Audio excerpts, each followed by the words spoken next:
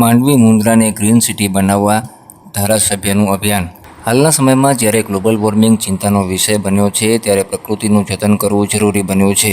તાજેતરમાં જ વિશ્વ પર્યાવરણ દિવસે દેશમાં ઠેર ઠેર વૃક્ષારોપણ સાથે હરિયાળું ભારત બનાવવા માટે કવાયત કરાઈ હતી, તો કચ્છમાં પણ ઠેર ઠેર વૃક્ષો વાવેતર કરવામાં આવ્યા હતા। ત્યારે માંડવીના ધારાસભ્યએ સંસ્થાઓ તેમજ પ્રકૃતિ પ્રેમીઓના સહયોગથી વૃક્ષારોપણની પહેલ દ્વારા હરિયાળું માંડવી તથા મુન્દ્રા બનાવવાનું કાર્ય શરૂ કર્યું છે।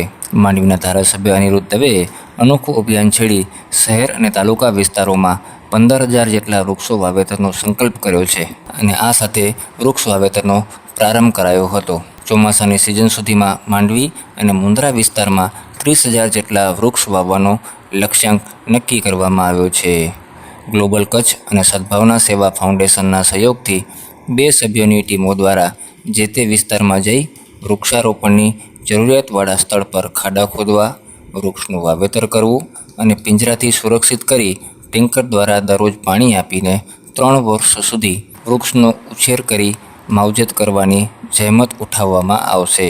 માંડવી શહેરના શીતલા મંદિર પાસેથી આ અભિયાનનો પ્રારંભ કર્યા બાદ તાલુકાના હાલાપર, મદનપુરા, મુન્દ્રા તાલુકાના પ્રાગપર, કારાગોગા, કપાયા સાથે માંડવી મુન્દ્રા શહેરને ગ્રીન સિટી બનાવવાનું કાર્ય પૂરજોશમાં શરૂ કરી દેવાયું છે। માંડવીના ધારાસભ્ય અનિરુદ્ધ દવેએ આ સેવા કાર્યમાં સહભાગી થવા માટે લોકોને અપીલ કરી છે। આજે માંડવી શહેરની અંદર વૃક્ષારોપણનો કાર્યક્રમનો પ્રારંભ કર્યો છે। આમ તો થોડા દિવસ પહેલાં માંડવી વિધાનસભા ક્ષેત્રની અંદર વૃક્ષારોપણનો કાર્યક્રમ થાય એના માટે એક નાનકડી અપીલ કરેલી હતી, તો અપીલને સૌ લોકોએ વધાવી લીધી અને ગઈકાલે મુન્દ્રા તાલુકો અને મુન્દ્રા શહેર બંને મળીને લગભગ 8,000 વૃક્ષોના વૃક્ષારોપણનો કાર્યક્રમનો પ્રારંભ કર્યો અને આજે માંડવી શહેર અને માંડવી તાલુકો એટલે કે હાલાપર અને મદનપુરા આ બંને મળીને 6,000 વૃક્ષારોપણનો કાર્યક્રમનો પ્રારંભ કર્યો। કુલ મળીને 14,000 વૃક્ષોના વૃક્ષારોપણનો કાર્યક્રમ માટે નિમિત્ત થવાનો અવસર પ્રાપ્ત થયો છે। તો કહેવાનો મતલબ છે કે વૃક્ષ હશે તો આપણું જીવન એ ટકી શકશે। આપણે સૌ કોઈ જોઈએ છીએ, ઘણી વખત બજારમાં નીકળીએ ત્યારે આપણું વાહન છાંયડામાં પાર્ક થાય એના માટે છાંયડો શોધતા હોઈએ છીએ અને વૃક્ષોને કાપતા હોઈએ છીએ। મારી આપના દર્શક મિત્રોને વિનંતી છે કે સૌ કોઈ વૃક્ષનું જતન કરે। 1,500 રૂપિયા તમારે વૃક્ષના આપવાના છે। 1,500 રૂપિયા સંસ્થા દ્વારા ભેગા કર્યા છે।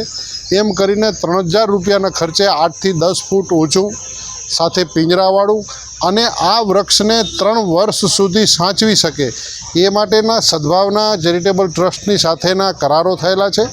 આ આપના પૈસા પણ અમે કોઈ લેતા નથી, આપને સીધા પૈસા સદભાવના ચેરિટેબલ ટ્રસ્ટને આપવાના છે।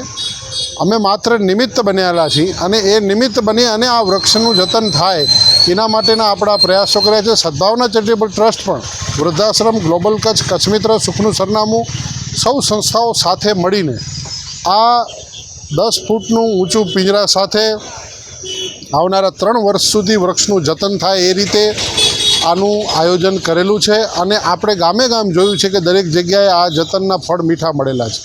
તો હું આપને માધ્યમથી પણ આહ્વાન કરું છું કે આપના જે કોઈને પણ ઈચ્છા હોય એ હજી આ અભિયાનની અંદર સાથે જોડાઈ શકે છે અને આજના અભિયાન ઉપરાંત આવનારા દિવસોમાં હું સરકારી અભિયાન પણ કરવાનો છું, એનો પણ પ્રારંભ કરીશું। એ જ અભ્યર્થના। ધન્યવાદ। ભારત માતા કી જય।